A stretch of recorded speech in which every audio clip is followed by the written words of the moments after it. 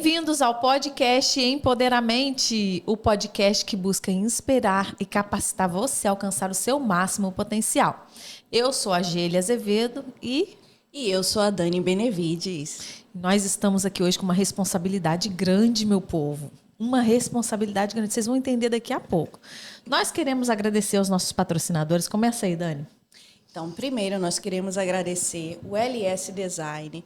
Gente, ele é o Bartô, né? Todo mundo conhece. É ele que faz as nossas canecas, que são lindas. Ele que faz as nossas camisas. Gente, eles fazem qualquer coisa que vocês precisarem de design. Pode buscar eles. O atendimento é maravilhoso. Maravilhoso. São uns amores. E eu também quero agradecer, lógico, né? O Foto a Foto. E se você precisa de fotografia para algum evento, aniversário, ou só para registrar momentos de família, ou precisa atualizar aí sua foto profissional, pode me chamar aqui no privado, ou pode chamar direto lá no Foto a Foto, que tem o meu link de WhatsApp. E agradecer também Agradecemos a VRA Autos, que é onde você pode encontrar carros de qualidade a um ótimo preço, a um preço imbatível. Vocês contactam com eles aí, porque eu tenho certeza que eles têm aí carros de qualidade. Se eles não têm, nesse momento, eles vão buscar algo de qualidade para vocês. Então, fiquem ligadinhos aí. Nós vamos deixar aí na telinha aí todos os contatos para que vocês possam entrar em contato com eles e fazer o seu pedido. Hoje, aqui no nosso podcast, as pessoas estavam falando que a gente está falando muito sobre a mulher, né? Mulher sábia, a mulher, o corpo da mulher. Então, pediram para a gente trazer homens aqui. Ele já esteve aqui no nosso podcast e foi maravilhoso. Se você não assistiu, eu convido você a assistir, porque aqui foi o lançamento de uma canção. Foi poderoso, poderoso, poderoso. E hoje nós vamos falar sobre o homem. Como o homem pode exercer o seu papel dentro do lar com sabedoria. Porque a responsabilidade muitas das vezes está na mulher, mas o homem também tem que ser um homem sábio. Um homem é o cabeça do lar, o sacerdote do lar. Então, como exercer esse papel com sabedoria, né? Como agir dentro do lar, usar a liderança do homem dentro do lar, agir também fora do lar, né? Então, hoje a gente vai saber isso aqui. Pai, marido, homem, né? Como ser sábio nesses momentos. Então, claro, nós temos aqui ele, o pastor Caio. Gente, como é que vocês estão? Tudo bem? Muito obrigado pelo privilégio de estar aqui com vocês. É uma honra poder estar aqui mais uma vez no Empoderamente, nesse podcast que tem abençoado muitas vidas, não só em Valência, né? Mas em muitos lugares. E hoje a gente veio para uma pauta muito pertinente, muito importante, mas eu quero de antemão agradecer aos nossos ouvintes, aos nossos telespectadores que estão nos acompanhando. Gente, muito obrigado, que você seja abençoado. E outra, aproveita e já compartilha esse link aí com alguém que precisa, porque o assunto aqui hoje vai ser muito sensacional. E muito obrigado, meninas, pelo convite. Gélia e Dani, é uma honra. Vamos compartilhar do reino aqui. Nós que agradecemos, né, Dani? Agradecemos muito. Porque, assim, muito se fala sobre a mulher sábia, edifica a casa. O tempo todo é esse tema. Só que a gente esquece de falar, tá, e o sacerdote? Yes. Como é o sacerdócio do homem? Dani, essa é uma pauta que tem se esvaziado no sentido social, mas eu sinto que há um destaque espiritual para que a gente possa resgatar o sacerdócio bíblico masculino dentro das nossas famílias. E para a gente começar a entender o que é o sacerdócio, a gente precisa primeiro compreender onde tudo isso surge, né? Onde que surgem os princípios do sacerdote. Aí o sacerdócio a gente precisa olhar para o Antigo Testamento. Ele começa, as evidências do sacerdote começam na aliança abraâmica, onde a gente já tinha um sacerdote, que era Melquisedeque. Depois a gente foi vendo a progressão do ministério sacerdotal através da tribo de Levi, através da vida de Arão, seus dois filhos, que eram irmãos de Moisés, que era o irmão de Moisés. E a gente começa aqui a entender que Deus trabalha com ordem. Ele estabelece uma ordem e essa ordem vai gerar um funcionamento. Então, o sacerdócio, ele tem um princípio de trazer funcionalidade àquilo que Deus criou como seu projeto coletivo. Então, dentro daquilo que é coletivo, O sacerdócio traz a ordem, traz algo que vai trazer funcionalidade. Então, quando a gente olha para o sacerdócio do Antigo Testamento, ele basicamente fazia 3 coisas. Ele sacrificava, ele intercedia e ele assumia a responsabilidade. Então, a gente tem pelo menos 3 princípios espirituais para o homem, para que ele possa se posicionar como sacerdote da família. Ele tem que ser o primeiro a se sacrificar. Ele tem que ser aquele que intercede pela casa. E ele tem que ser aquele que assume as responsabilidades. Então, esse princípio que tem sido diluído na sociedade precisa ser encorajado para que os homens, né, desse tempo, nós, em nome de Jesus, possamos assumir esse papel que é super importante para a funcionalidade da família cristã. E posso? Pode. Já tenho várias perguntas, assim, porque eu vejo muitas coisas na internet contraditórias. Então, assim, tem pessoas que falam que é a mulher que tem que assumir o papel e chamar a família toda para orar, e tem outros que falam que é o homem que tem que assumir esse papel e chamar, trazer a família para perto de Jesus. Qual que é, assim, o papel? Bom, eu penso que entre um homem e uma mulher precisa haver o equilíbrio, sabe? Não é uma função exclusiva do homem ou da mulher convidar a família para a oração, mas a responsabilidade dos dois. Porém, o homem tem uma responsabilidade maior em ser a referência disso no lar. É o homem quem põe a palavra à mesa, é o homem quem ensina a esposa, é o homem quem ensina os filhos, porque é a nossa responsabilidade. Eu não digo isso numa função de hierarquia, onde o homem é superior, mas o homem tem a responsabilidade de se posicionar primeiro, entende? Então, a partir do momento que a esposa olha para o marido e ele exerce o sacerdócio, ela, a partir dos princípios que aprende com ele, vai conduzir os filhos que estão sob sua tutela, sendo uma mulher sábia que edifica a casa, a orar, a ouvir a palavra, a aprender sobre a palavra, mas a primeira posição precisa ser tomada pelo homem, é a nossa responsabilidade. Hoje em dia isso tem sido um pouco apagado, né? Porque parece ser que a Claro. mulher ela tomou uma liderança, tomou um papel na sociedade, e tanto dentro do lar, que isso tem apagado muitas das vezes o papel realmente que o homem tem que ter dentro do seu lar. Né? Sim. E como que dentro de um lar onde foi estruturado isso, como que a pessoa vai reestruturar o papel do homem? Porque ele tem que tomar essa posição e tomar esse papel e sem aqui é o que a gente estava falando, sem tirar o valor da mulher, né? Sem Mas ser colocar, autoritário, exato, né? colocar cada um no seu lugar, não é isso? Isso é algo até delicado, porque é um assunto que, no que diz respeito às mulheres, parece que existe uma opressão do gênero dentro do princípio bíblico que nunca existiu nesse sentido. Deus não cria a mulher para que seja abaixo do homem. Deus cria a mulher para que caminhe ao lado do homem. E a mulher precisa estar submissa, mas não no sentido de estar submissa ao gênero masculino.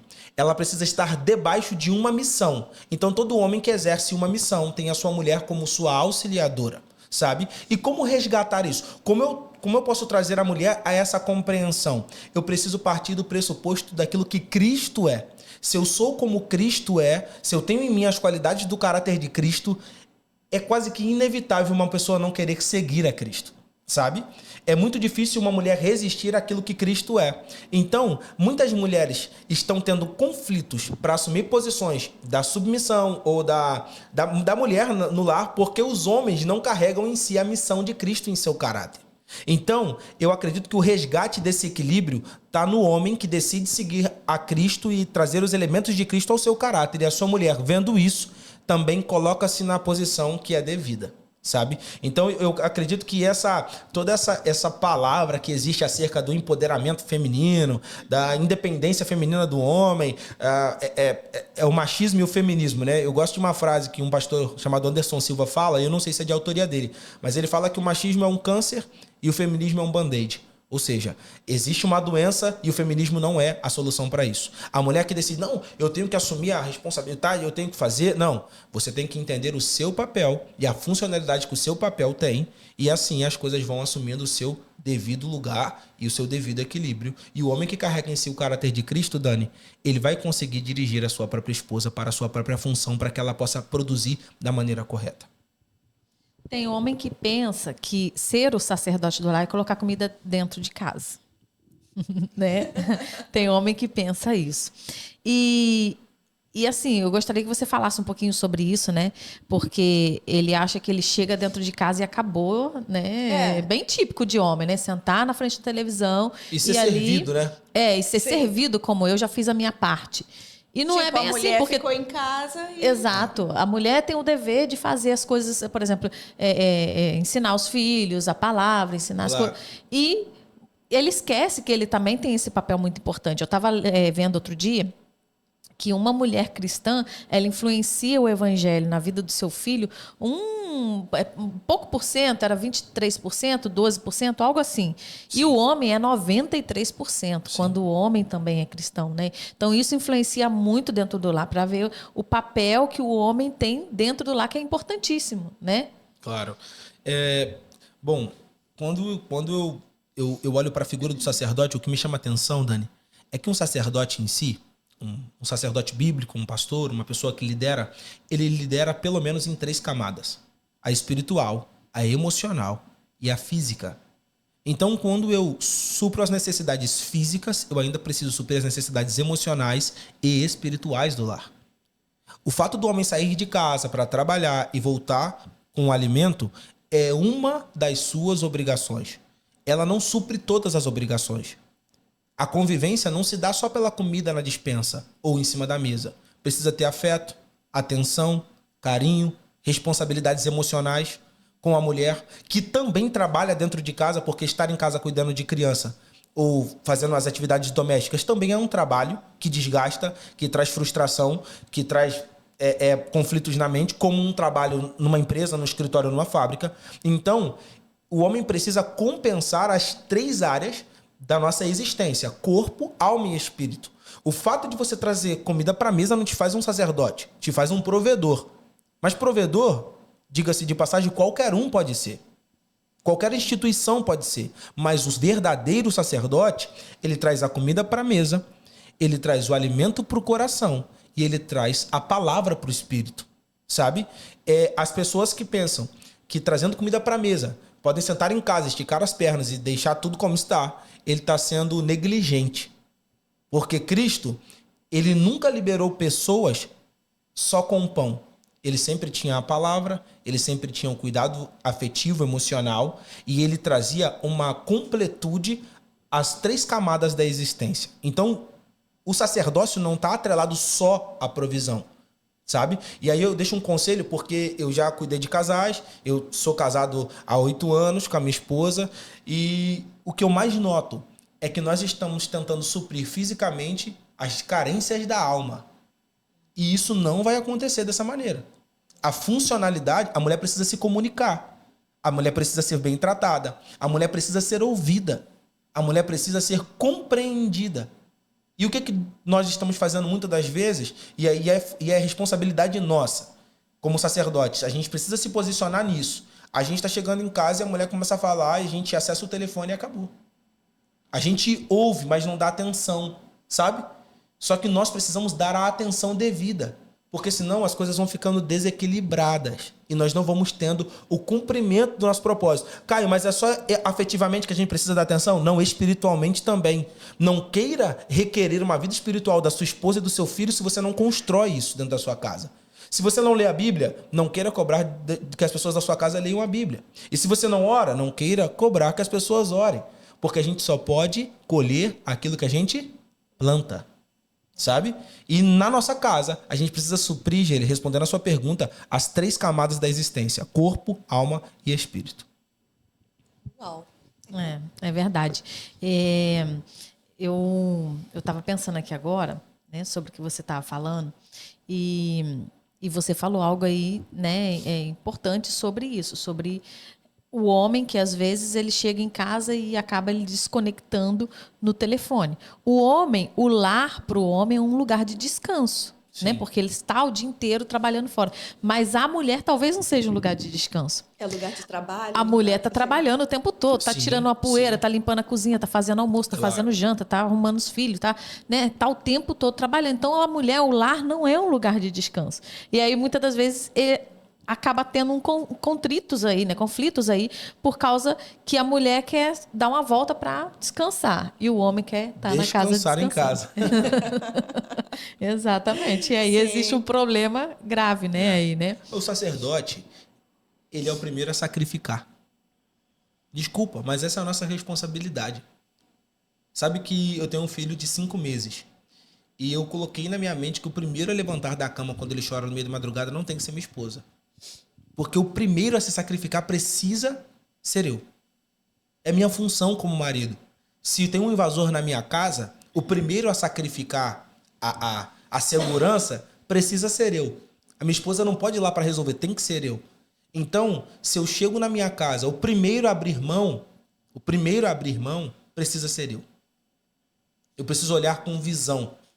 Talvez aquele lar está estressante e o meu dia lá fora foi estressante, mas se for necessário, eu preciso sair de casa para construir um ambiente de descanso para minha esposa, porque para o sacerdote mais nos importa quem nós estamos cuidando do que, de fato, quem está cuidando de nós. Quem se sacrificou primeiro, Cristo ou a igreja? Foi Cristo.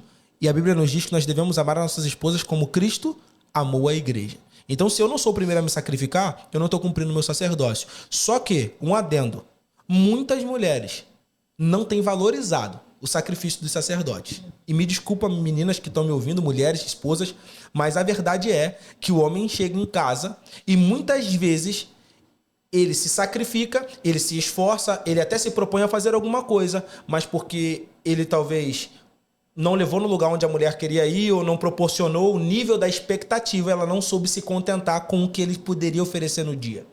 Porque às vezes as expectativas estão altíssimas. Não, ele vai me levar para jantar no restaurante tal, mas o que ele pode fazer naquele dia é te levar para tomar um café numa padaria um pouco mais simples. Mas isso não significa que ele te ame menos, que ele não goste de você, ele está se esforçando. Mas muitas mulheres não sabem. E aí elas preferem buscar o conflito do que o contentamento nas simples coisas da vida. Então a gente precisa saber gerenciar. Porque eu já vi muito sacerdote que se esforça para se sacrificar, mas ele ainda é cobrado, porque nunca é suficiente. Então a gente precisa buscar contentamento. Sim. E assim, como hoje esse lance do feminismo está muito em alta, tem mulheres que não deixam o homem ser o sacerdote. Elas que fazem tudo. O homem que se encontra nessa situação, como é que ele pode, sei lá, tomar as rédeas, entendeu? Ei, agora eu que sou o sacerdote daqui. Isso é muito difícil. Quando uma mulher tem a sensação de que ela põe as calças dentro de casa, vamos falar assim abertamente, porque a gente é grandinho, a gente precisa entender que 2 cabeças num corpo é disfunção.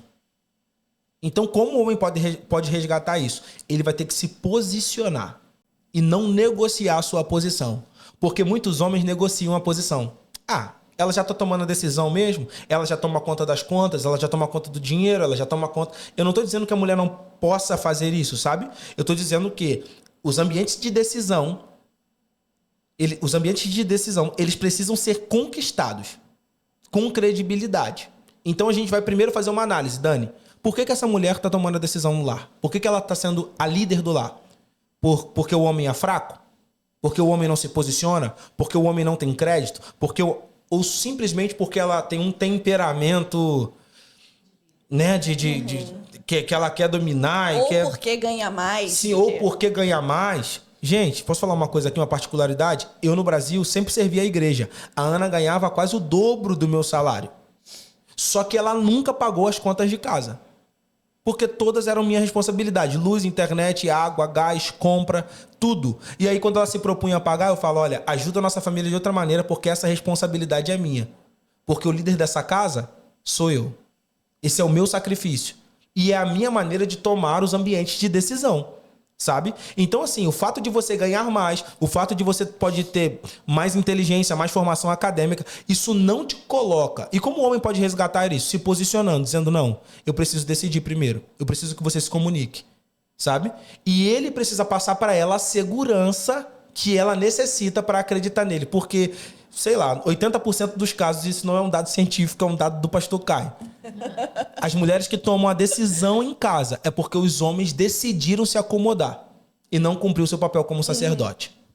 Sim. Eles se escondem, né? A gente viu uma série faz pouco tempo e o cara era um medroso mesmo, assim. Um banana. Não atuava nem... Não botava peito para ninguém, né? E aí a mulher fazia dele de gato sapato e tal. O dia que ele resolveu tomar coragem e falar, não, os filhos, eles são responsabilidades minhas também. Eu tenho um negócio que está na minha mão e eu tenho que fazer funcionar. A partir daí, a mulher começou a olhar ele até com outros olhos. Claro, né? claro. Começou a admirar ele, começou... Sabe por quê? As coisas é assim que acontecem. Sim. O homem, ele tem que tomar o papel dele dentro do lar, fora do lar. Ele é o homem, ele é o cabeça dele, ele é o cabeça do lar. E o cabeça dele é Cristo. É, claro. Né? E você tocou num assunto muito interessante, porque muitas mulheres estão perdendo o desejo sexual por seus maridos porque não admiram mais eles como homens. Não é uma admiração física que eu tô falando, é admiração da personalidade. O homem está se desconstruindo dentro de casa e está se tornando uma mulher dentro de casa. Ele não toma mais decisão, ele está ali como se fosse um dos filhos. Como se fosse um dos filhos para ela. Só que marido, Dani, marido tem que ser marido, filho é filho e acabou. Sabe? E aí a mulher não vai admirar um homem que não se posiciona, um homem que tudo que o filho vai lá pedir, ele fala assim, vai lá perguntar para tua mãe. Vai lá se posicionar. O filho tá fazendo uma besteira, o homem chega e fala, ó, tua mãe vai vir aqui resolver. Sabe? Isso vai se perdendo. A mulher vai falando, opa, se ela tem um, agora eu tenho 2 filhos dentro de casa. Não, não é assim. O homem tem que se posicionar, tem que ir lá, tem que intervir, tem que proteger, ela tem que se sentir segura. E aí sim o casamento vai se mantendo, a chama vai se mantendo acesa, porque existe um homem que está sendo admirado pela sua consorte, não? Pela sua esposa. Assim, Caio, tem muitos homens que não tiveram assim um bom exemplo de pai, Sim. entendeu? Não cresceram com esse negócio de como ser homem. Eu acredito que tenha muitos assim. Como que um homem que não teve nada desses exemplos, ele pode se tornar assim um sacerdote? Para mim, a única solução é ou ele tem uma referência externa, que é o pai emocional, alguém que vai suprir essa carência, ou a Bíblia. Porque não existe nada que supra a necessidade da paternidade fora desses 2 caminhos, na minha opinião. Ou ele tem um pai emocional, ele adquire um mentor, alguém que vai ser um pai emocional, alguém que vai dirigir os passos dele. E isso já é muito difícil. Ou ele se encontra com a palavra de Deus, porque aí sim ele se encontra com o nosso Deus, que é o nosso Pai. E ali a palavra vai nos trazer todos os princípios necessários, tanto para que sejamos um bom pai, um bom homem, um bom sacerdote e um bom esposo, que são as 4 funções que nós ocupamos, sabe? Fora disso, Dani, é muito difícil. É muito difícil, porque os princípios da paternidade, além de ser fundamentais, eles são muito exclusivos. Eu jamais negligencio o poder de uma mãe, sabe? Eu tenho uma mãe maravilhosa, mas os efeitos da paternidade só se encontram em um pai. E isso é muito comparado também o nosso relacionamento com Deus, né? Claro. Nessa parte, né? E é interessante porque tem gente que não teve essa paternidade, mas Deus está aí para poder mostrar, né? Para poder ensinar. E uma pessoa que não conhece bem a palavra, por exemplo, ele está na igreja, conhece, mas não tem aquela intimidade com Deus, com o Espírito Santo, né? Então ele conhece superficialmente, né? Talvez leva anos, nascido no lar evangélico e tal, mas não tem aquela intimidade. Então ele não sabe bem o que é ser um sacerdote do lar, porque talvez ele não tenha tido experiência com Deus, sim, mas de escutar, né? Ele conhece a Deus de escutar, não conhece a Deus intimamente. Sim. Talvez até ler a Bíblia, talvez algum versículo, sim, alguma coisa assim, mas não tem aquela intimidade. Passo, né? Primeiro passo, procura seu pastor. Primeiro passo. Gente, pastores são pais que Deus colocou na terra para cuidar daqueles que são órfãos emocionalmente. Ou até literalmente, porque um dos trabalhos da verdadeira religião é cuidar dos órfãos. Cara, procura seu pastor. Não tenha medo, procura seu pastor. Ah, mas e se o meu pastor pegar o meu problema e fizer... Não, cara, procura seu pastor. Procura seu pastor porque ele é quem Deus... Nós entendemos assim. Quem Deus escolheu para cuidar dessa congregação onde você está participando como corpo de Cristo e ele vai cuidar de você.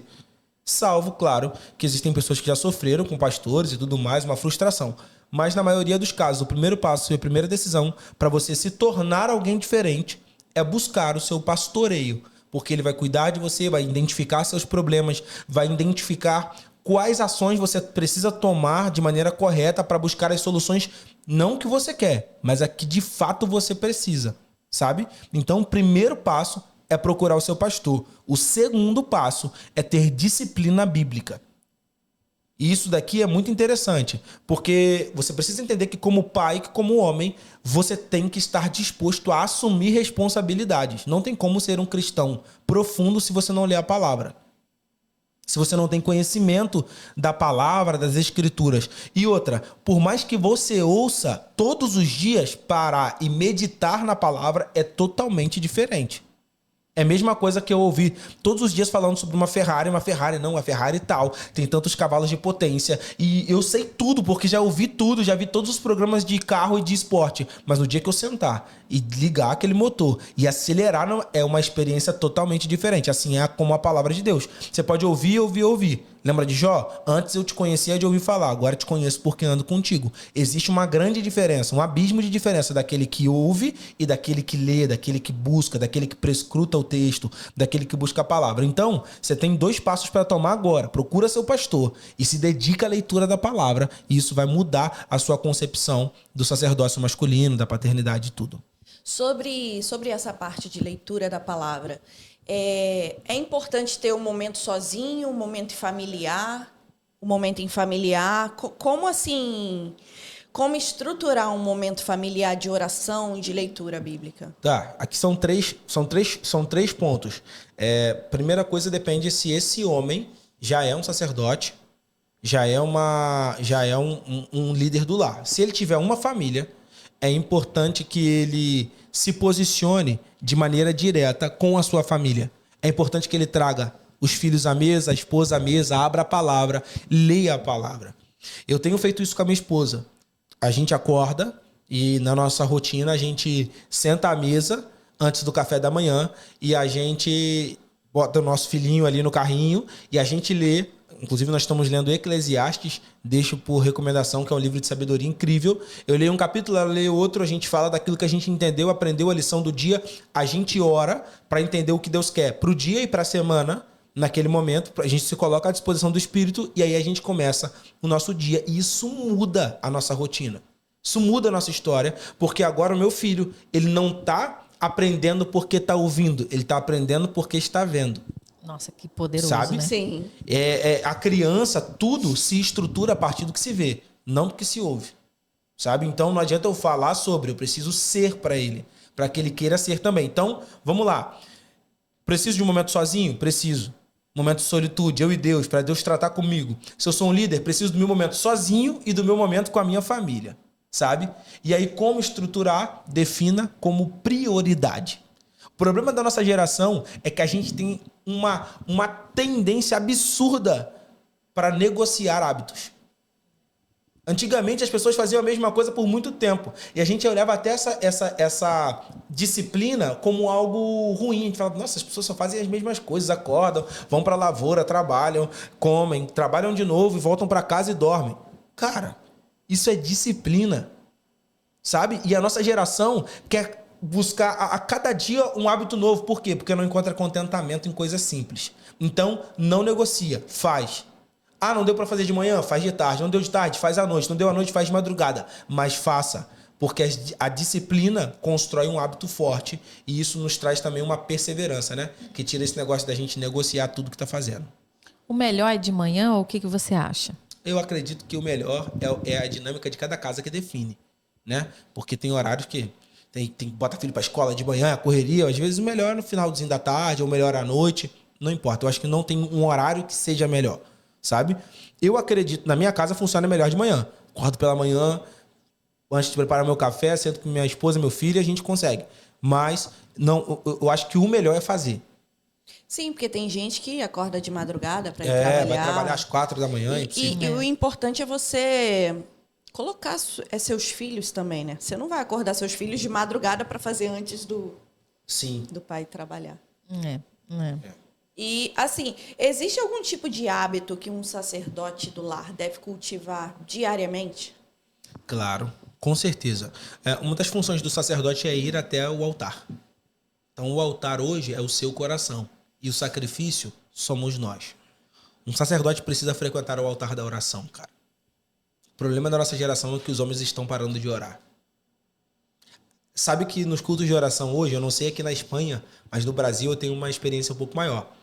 Nos cultos de oração hoje você vê muito mais mulheres que oram do que homens que vão para orar. E por quê?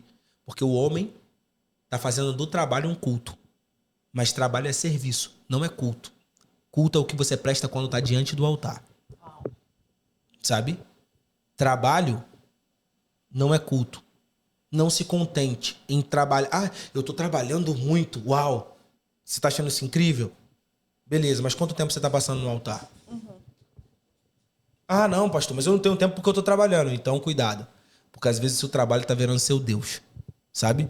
Não é o que você trabalha que se torna uma adoração, mas quando você vai no altar e você adora, você tem o seu momento. Então, o sacerdote precisa retirar a cinza velha e colocar a lenha nova para queimar, para que o fogo permaneça queimando no altar da adoração. Então, o conselho do sacerdote para o sacerdote do lar é: cara, não para de orar. Não deixe de buscar ao Senhor, não deixe de buscá-lo diariamente, continuamente, a sua vontade, a sua palavra em oração.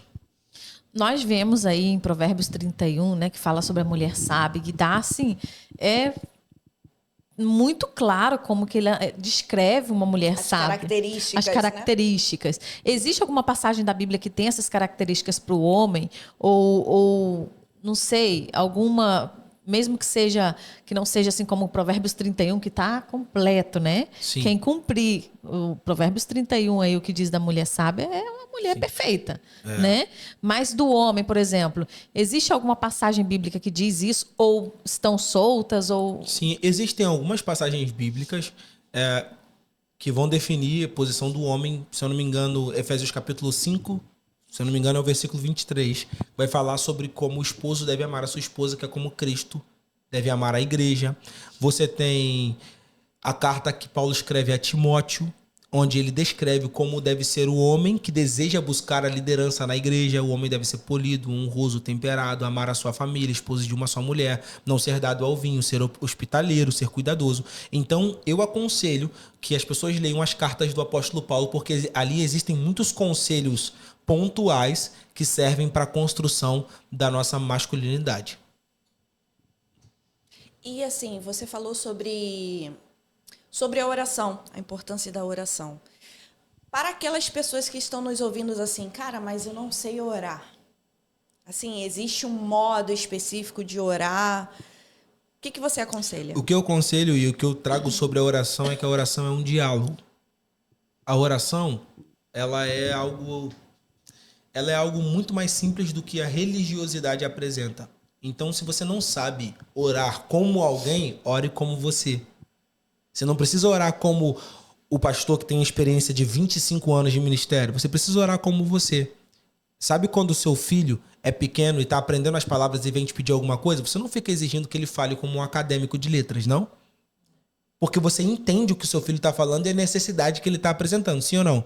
Sim. Então, é como Deus nos observa. Se você está aprendendo, Deus não vai exigir de você a formação acadêmica de alguém que tem tantos anos de ministério. Então, se você está começando, chega para Deus e diga para Deus o que você é, o que você tem passado. Peça a Ele ao cumprimento da vontade dele sobre a sua vida, de forma simples.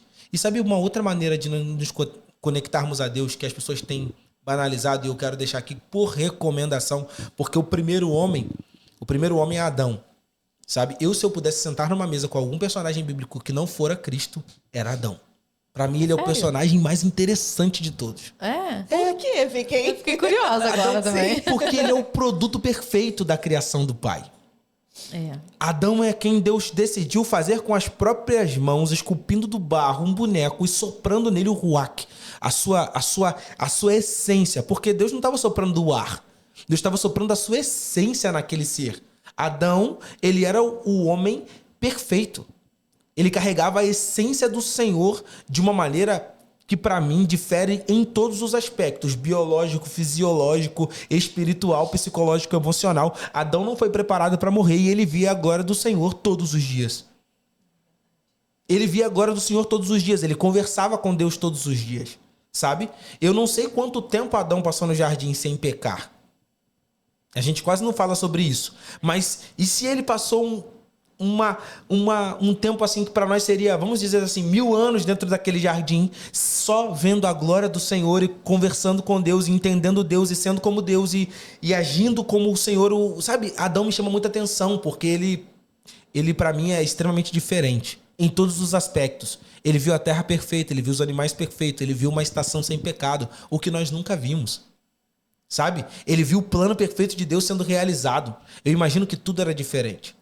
Eu imagino que tudo, a completude de tudo era tudo diferente. Na minha concepção, a terra, a grama, a relva, os animais, a água, a maneira, as cores, o ar, para mim tudo isso era diferente, porque o pecado compromete as coisas, ele empobreceu a criação, sabe? Ele criou espinhos e abrolhos. Então Adão me chama a atenção. E quando eu olho para Adão, que é o primeiro homem, o primeiro sacerdote, o primeiro esposo, o primeiro pai, o primeiro tudo, ele fazia algo que me chama muita atenção na adoração. Ele contemplava. Ele contemplava o Senhor e a sua criação.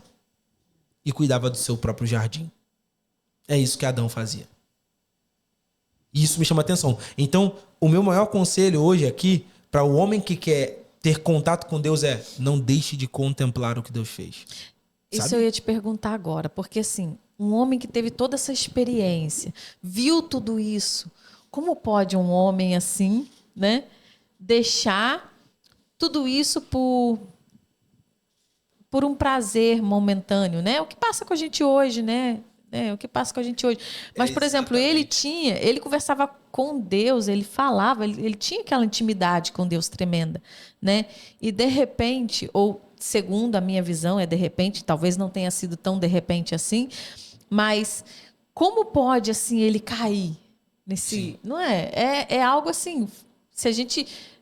Eu, agora, a hora que você falou, mergulhei no que você falou. Assim, eu imaginei, eu comecei a pensar, imaginar as cores, imaginar a terra. Eu comecei a criar na minha mente. Tudo, sem dor, sem pecado, sem nada. Imagina isso, tão perfeito. Eu até pensei, acho que a gente está com muita fome, Dani, porque hoje eu não sei. Pensou nas árvores, pensou nos frutos. Eu já pensei, nossa, a comida deveria ter outro sabor, cara. Claro, as frutas, as verduras deveriam ser saborosas, esquece, né? Tudo.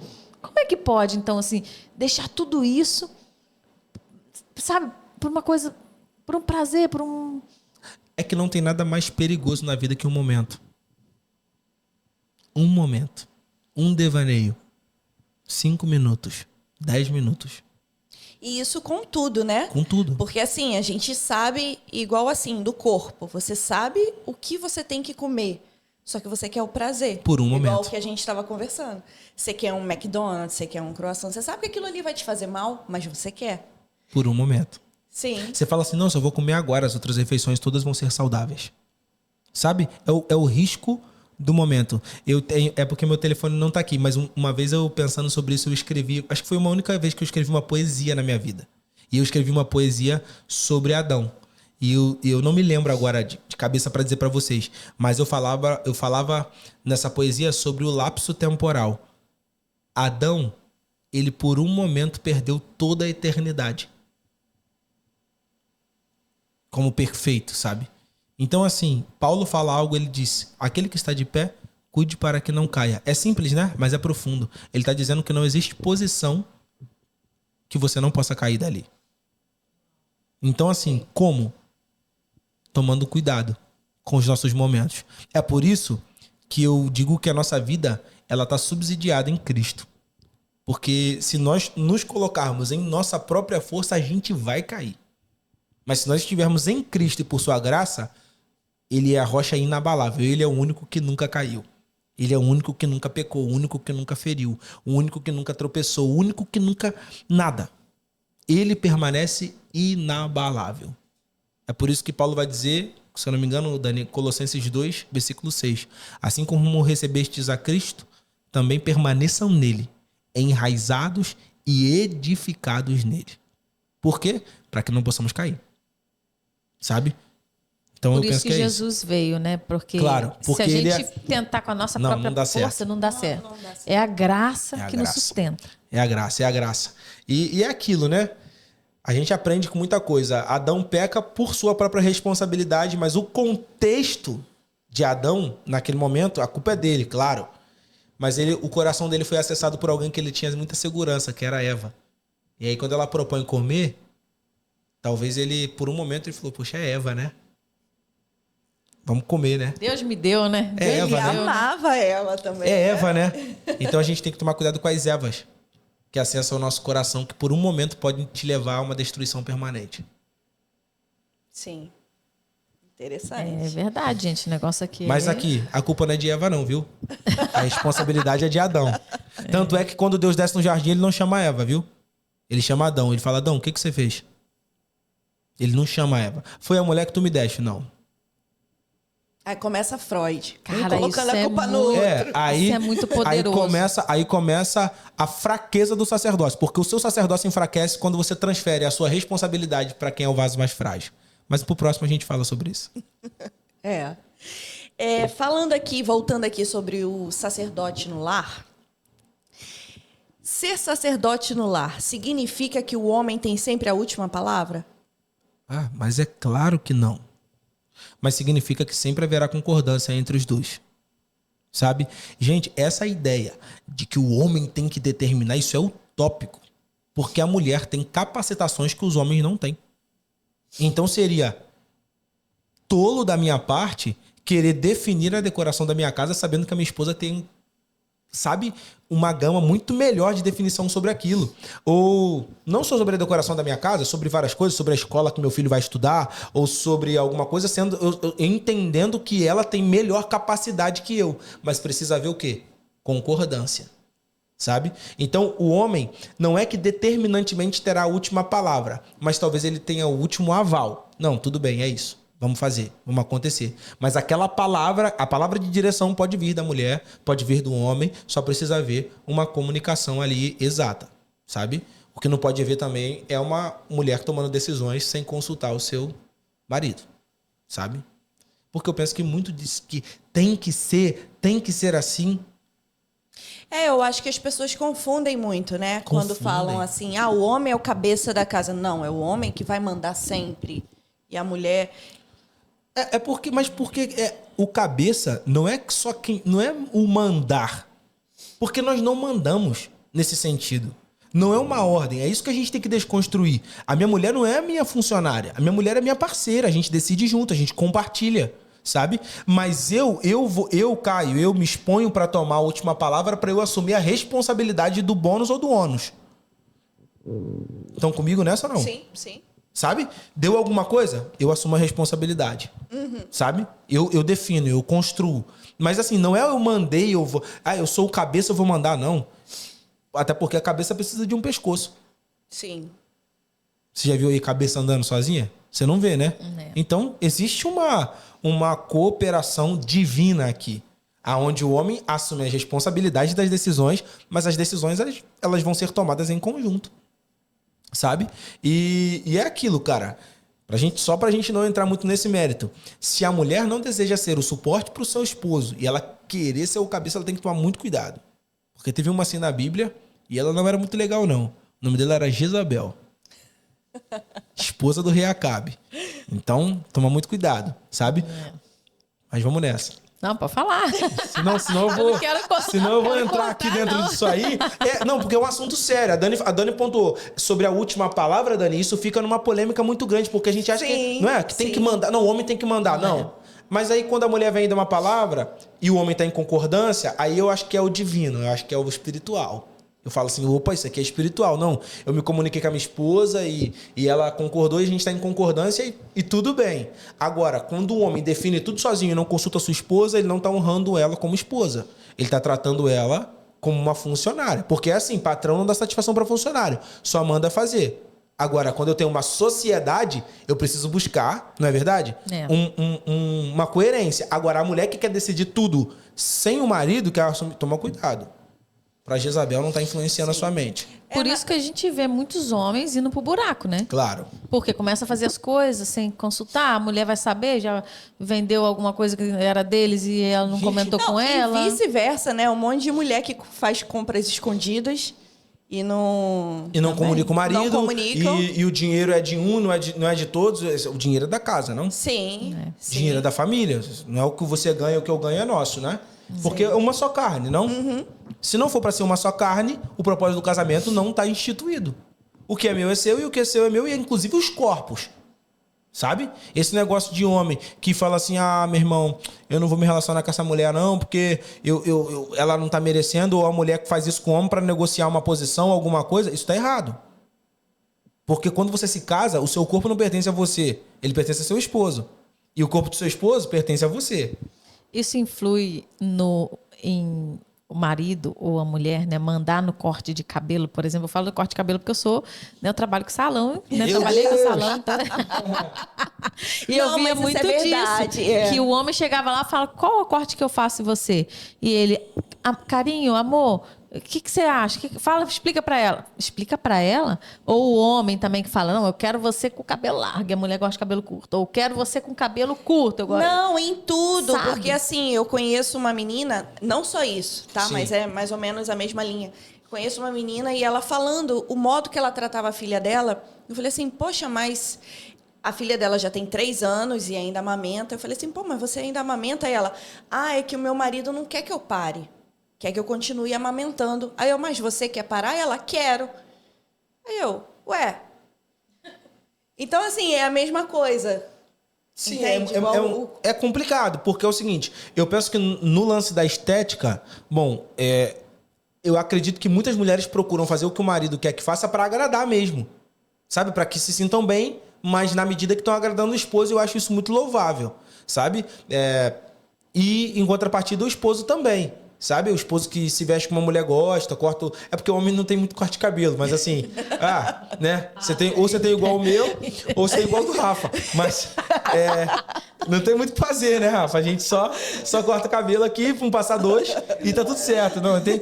Mas assim, eu acredito que isso tem que ser pode ser uma demonstração de afeto. Mas essa subserviência de você fazer o que o marido quer, porque ele tá mandando, eu acho disfuncional. Eu não acho bíblico. Eu acho opressor, inclusive, nesse sentido. De que, você tem que dar mamar assim porque eu não quero que você pare de mamar. Pera, mas o menino já tem 4 anos, tá mamando em pé. Não, mas você tem que dar mamar porque eu quero que... Não é assim. Eu acho que você precisa ter uma certa coerência com a sua individualidade. A mulher que tá me ouvindo e o homem também. Porque tem homens que querem jogar um futebol e tem mulheres que ficam em casa assim, tu não vai jogar bola. Mas por que não vou? Não, tu não vai. Eu vou ficar aqui com as crianças? Claro.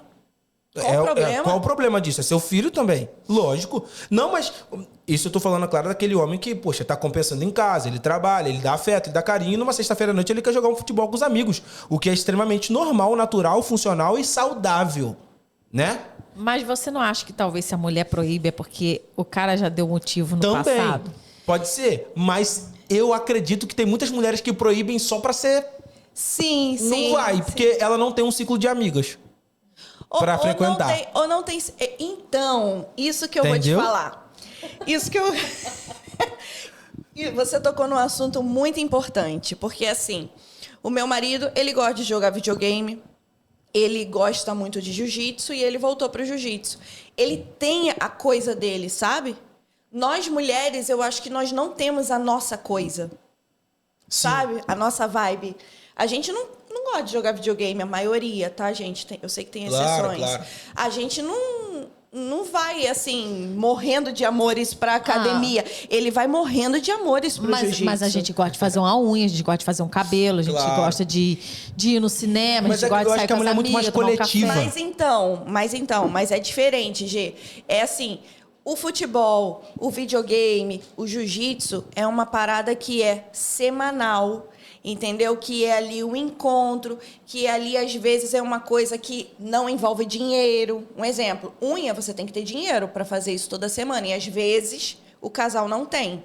Então, eu estava conversando muito com o Júnior sobre isso e a gente falando, cara, eu acho que o que falta em nós mulheres é de termos a nossa coisa, sabe? Sim. De encontrar algo. Sim. Aí eu até falei assim, cara, eu vou inscrever o Luca na natação, que vai ser uma coisa minha com ele. Sim. Então, toda semana agora, eu vou na natação com o Luca, vai ser minha com ele. E o Júnior vai ter o dele lá, E eu acho que falta isso nas mulheres, sabe? Eu acho que é por isso que muitas Mas de olha aí, nós você- É uma mulher que tá falando, Você hein? buscou É a a- mulher que tá falando que falta esses vocês.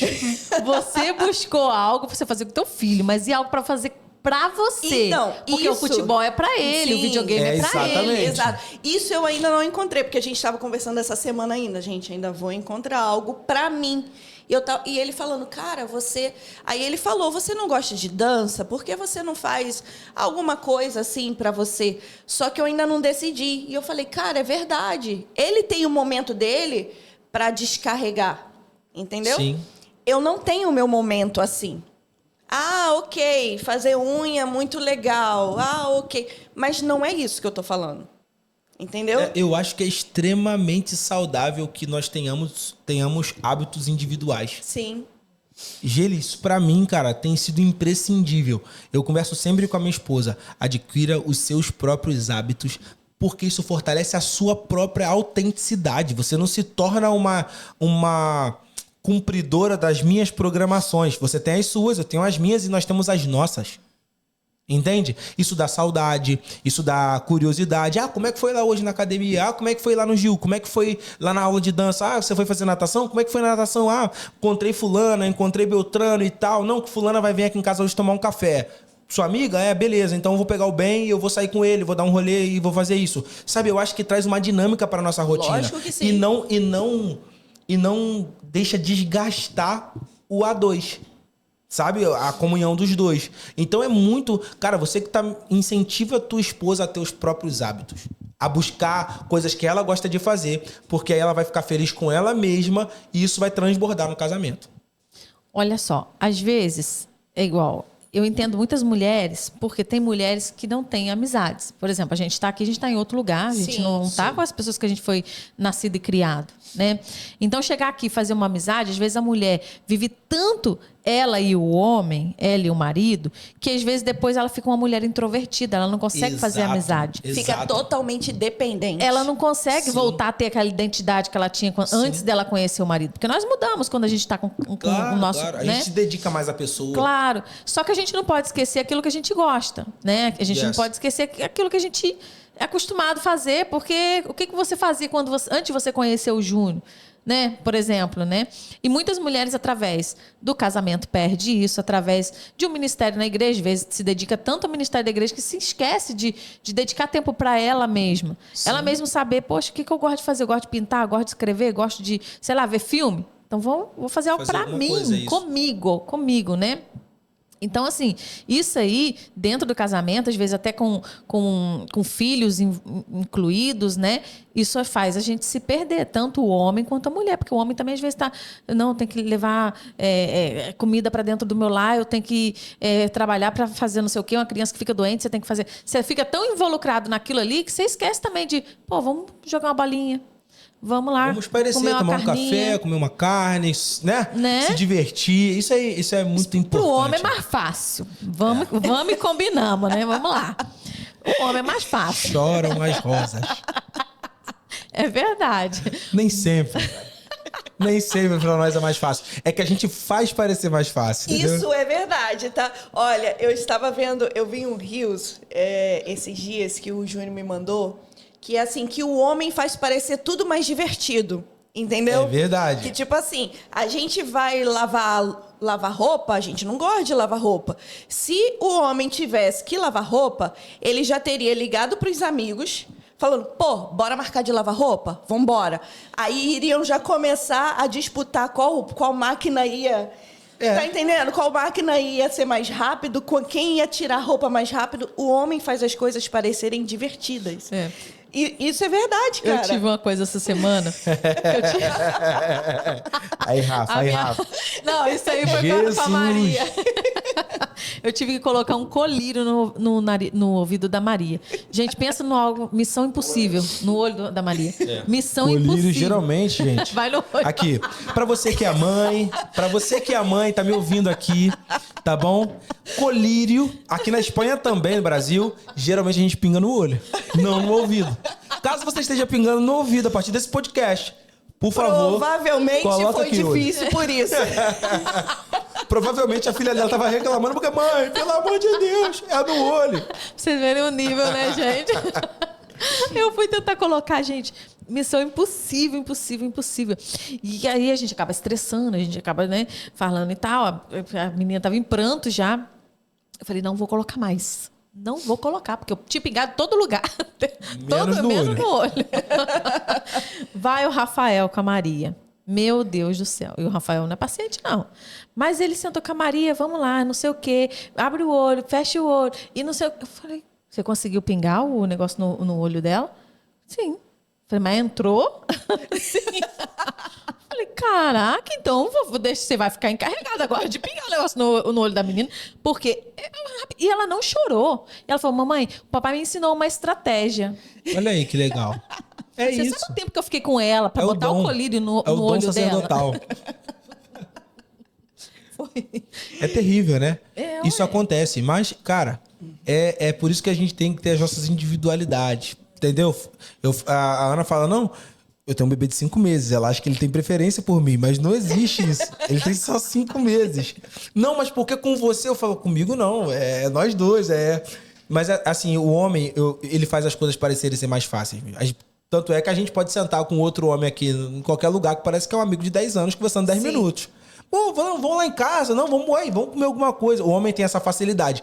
Já a mulher, ela tem um outro modus operandi. Mas não deixem de ter amigas, não deixem de ter hobbies, não deixem de ter coisas pra fazer. Ainda que pareça ser uma bobeira, uma caminhada, sair...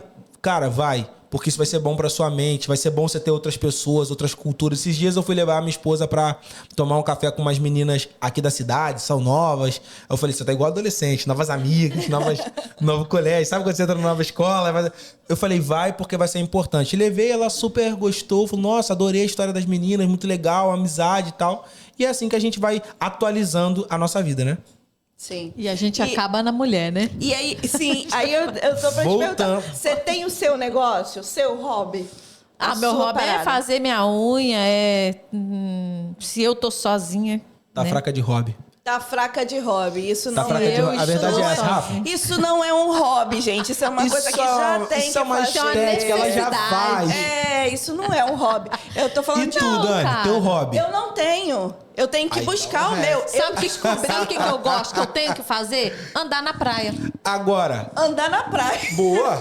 Isso é bom. Mas eu agora, não faço. Voltando pros homens, homens, ajudem suas esposas, como sacerdotes que são, a se encontrarem. Não, mas a buscar sério. um hobby aí, pelo amor de Deus, não é? Porque também os homens fazem um dele e deixam as mulheres. Se você não tem problema, é seu. Não, meu irmão, ajuda a sua esposa. Leva ela pra dançar, vai que ela gosta. Leva ela pra andar na praia, vai que ela gosta. E depois ela vai sozinha. Vai curtir a vida dela. E depois vocês vão juntos e vai dar tudo certo. Pois é. Mas eu não tenho porque eu descobri essa semana isso. Eu estava analisando e eu falei, cara... Aí eu comecei a pensar em várias mulheres. Assim, que eu conheço, assim, intimamente. Gente, é isso. A gente não tem isso. Não tem um hobby. Por isso que a gente implica tanto com o homem. Quando ele para e tá se divertindo. Às vezes, pra gente tomar um cafezinho. Isso é ótimo. Né? Não, você tem. Que bom. Eu não tenho. Entendeu? Vou buscar. Busca que vai ser importante pra você. Não, mas mesmo assim, eu ainda falta, tá? Falta ainda. Andar na praia tá na minha lista. E aí, isso, mais né? pergunta, produção? Tem perguntas aí, produção? Olha, gente, tem muitas perguntas. Não, tem muitas coisas pra perguntar, ruim, só que meu Deus. o horário tá apertado, O horário já né? foi, né? Tá estourado Sim. já, tá estourado, gente. Temos compromisso daqui a Deixa pouco. eu te fazer uma última pergunta. Claro. Qual que você acha que é o principal defeito do homem não assumir o sacerdote? O principal erro do homem não assumir o sacerdote? Ó, eu posso falar o principal erro e o principal dano?